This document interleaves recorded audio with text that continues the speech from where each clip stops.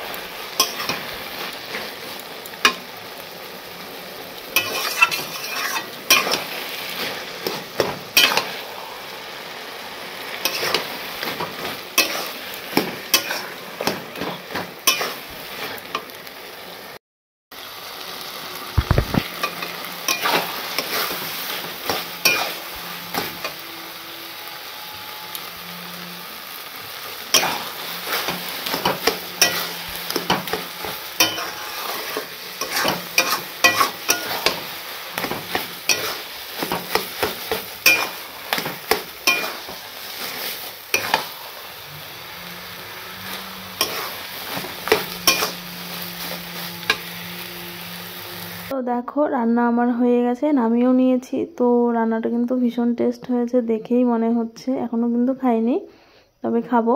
তো তোমরা কমেন্ট করে জানিও কেমন হয়েছে। আমি কিন্তু তোমার কমেন্টের অপেক্ষায় থাকি।